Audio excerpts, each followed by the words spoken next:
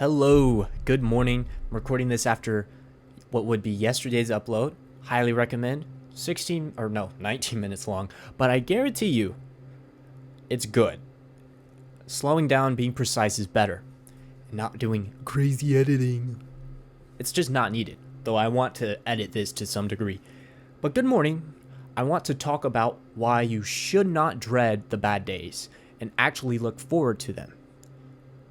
Think of it this way. Everyone wants a sunny forecast, right? Think about it. Prolonged months of a sunny forecast means everything dies. What do you mean? Sunny is good. Drought. No nourishment. Same way in our lives. If we just have nice sunny days, that's going to lead to a plateau. Because if you aren't growing, you're dying. And the reign of adversity, the rainy days, the challenging days, they're actually very necessary and they nourish us to grow.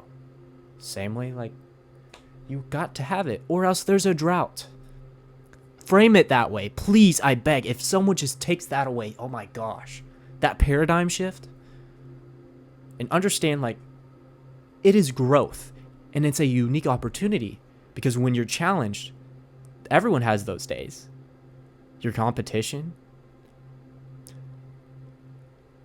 If you do what the next guy wanted, that is literally a leap ahead. Why wouldn't you be excited about that? And it's also pushing yourself, reaffirming your identity, stacking up new evidence that you deserve whatever goal you're trying to pursue, the new identity that you can work more, that you can work when you're tired, that you can just show up when you don't feel like it. I thought about in the bathroom, I had to use the restroom right quick. That scene in Ford versus Ferrari where they're like, don't, oh yeah, it was like a race between who gets to go to Le Mans. And they restricted the RPM. It was like 6,000 RPM or something. And then to win the race, they just pushed it. Brody held up that sign. It was like 7,000 plus. Give her hell. Very American. Love it. And I remember that scene. And that's literally rainy day. Push it. Wide open throttle. Push it. It is hard. It is a unique opportunity. Now, there's also a different type of rainy day where you're very down and you're very... Basically, those days where it feels like... Remind yourself of your blessings. Broaden your view. I don't agree with everything Justin Waller says, but his tool, this profound tool, he literally has something on his phone or just iCloud notes. It's called Rainy Day. And it's just a list of his achievements and like what he's done. And it reminds him like the position of he's in and how much he's went through and how he has no excuse. And moreover, like you make your rainy day. I actually have to work on mine more. List out all the blessings you have because realistically, I guarantee you someone has it worse than you. 100%. Someone has it worse than you. We have different types of wealth. It isn't just about like monetary achievements. Maybe you have parents. Maybe you have friends. Maybe you have a car to drive. Maybe you have this. Literally nitpick. Like analyze your life without your familiarity bias that it's just there and because when we get so centered on those rainy days, those rough days, those tough days, it's because our vision is narrowed, that we're not taking into consideration past blessings. That the fact that a year ago we were going through something, and yet here we are, we grew and learned from that experience, and it's built us to who we are today. We completely forget the past. Learn from the past, obviously, which is so, that's so like basic advice, but think about it. Don't ruminate. Holy crap. Rumination is bad. And it's so interesting. Like sometimes like some confident people, they'll get caught up in it. Confident people with worth ethic to a degree. They'll get caught up in their self-doubt. You can't allow that. Don't let your pendulum get swung. Simply just outwork the self-doubt. I basically mention this every video nowadays. Your current self. That's what we're battling. That's why there's resistance to doing the work that matters, because that goal casts a shadow. That goal challenges your current self. You can't attain the goal with your current identity right now. You have to become someone new. You have to change in order. Don't chase the goal, chase the character that can achieve the goal. And that character is not your current identity. And your current identity, think of it as an animal. It just wants to survive and reproduce. And I'm not trying to say like sexually, like your ideologies, your perspective on the world, you share it with other people, don't? That's literally like, that's the reproduction. And also, it's an animal. Well, I don't know why I just said it that way. Reproduction and survival. There we go. You changing means your current identity dies. We're killing off version 1.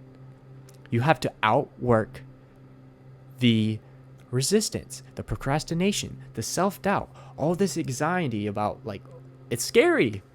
It's the it's stepping into the unknown, and it's your challenge. Like, this is the battle. You're stepping into the unknown, and you're killing off your old identity, and it's going to give you all the crap it can give you. You're literally imagine you're trying to kill a tiger or like wrestling a bear to death. That's how it is. And we have to show up every day. And the only way to win is through a prolonged amount of pain. The mental pain, not breaking your leg. Mental pain. Where does this mental pain come from? It's action. It's effort. Even though the resistance is there. I have work blocks in my schedule. I could name them work blocks. I've named them, deep work session or whatever. I recently named them or labeled them pain blocks. And the description is the definition of what that mental pain is. When resistance meets action. We have to seek the pain. To accept the success means you have to accept the sacrifice and suffering. Hopefully it isn't just monetary and the keys to a future BMW or whatever. Like, this is, first of all, this input, pay with the suffering now or get consumed by the interest of regret. Pay it off now, or think about your regrets. That's a much bigger payment. Much different and worse type of pain. And it's just suffering well, man. Or lady. I always say man, bro. Ladies and gentlemen, welcome. I have 15% of my viewers as ladies.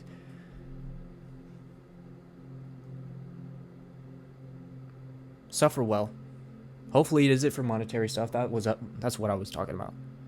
But it's fulfilling your service needs. Our monetary wants will be a natural byproduct of us fulfilling our service needs, putting value into the world and serving others, denying your old baggage. And literally, you can think of your old self as baggage. You've been born again. I gotta mention God every video. I got to.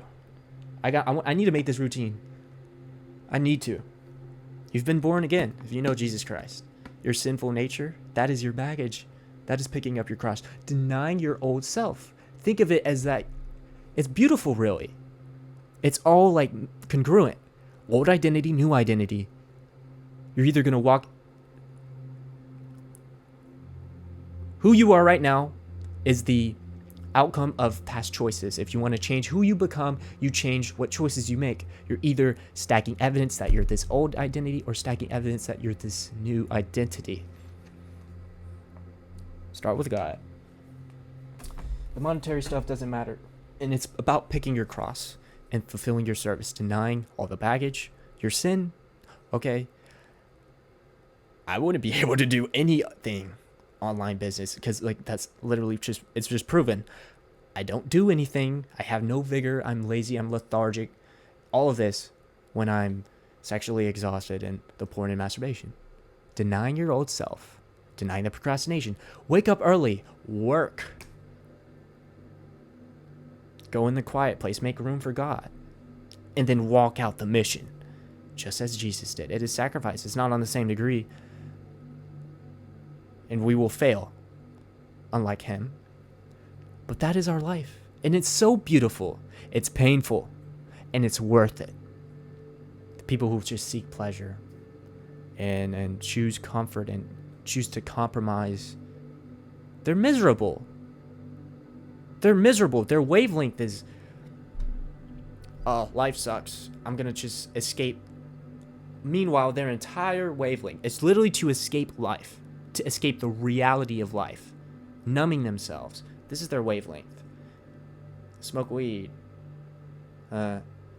Porn.